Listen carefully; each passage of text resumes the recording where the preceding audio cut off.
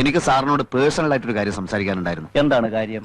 അദ്ദേഹം ഇത് ഉപയോഗിച്ച് മോശമായ രീതിയിൽ ഉള്ളത് തുറന്നു പറയാലോ. എന്റെ ഡ്രസ്സിനൊരു പ്രശ്നം വന്നപ്പോൾ അത് കറക്റ്റ് ചെയ്യാൻ വേണ്ടി പോയപ്പോൾ ഞാൻ കൂടി വരാം. നിന്റെ കൂടെ ആരെങ്കിലും വന്നിട്ടുണ്ടോ? ഞാൻ വരുന്നോ? ഞാൻ വേണമെങ്കിൽ റെഡിയാക്കി തരാം. എന്നാലേ ഇത് തൽക്കാലം നമ്മൾ രണ്ടുപേരും മാത്രം അറിഞ്ഞാൽ മതി. ആരും അറിയില്ല മല്ലയ്യ.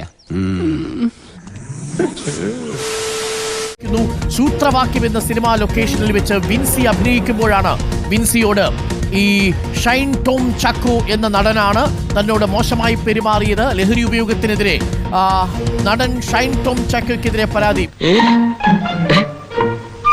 വിൻസി പറഞ്ഞ ആ നടൻ ഷൈൻ ടോം ചാക്കോ എന്ന വിവരമാണ് ഇപ്പോൾ വരുന്നത്.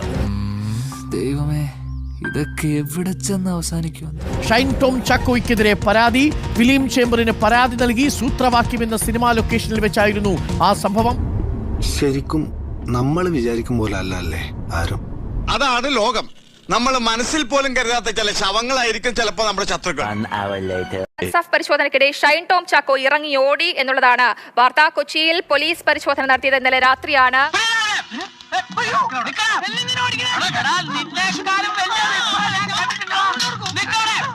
എറണാകുളത്തെ സ്വകാര്യ ഹോട്ടലിൽ ഡാൻസ് ഓഫിന്റെ കൊച്ചി യൂണിറ്റ് 4 പരിശോധനയ്ക്ക് എത്തിയത് 5-ലധികം പോലീസ് ഉദ്യോഗസ്ഥരുണ്ടായിരുന്നു. എന്തായാലും ഒരു കാര്യം ഉറപ്പാ, ഇനി എന്നെ ആര് കാണണമെന്ന് ഞാൻ തീരുമാനിക്കും.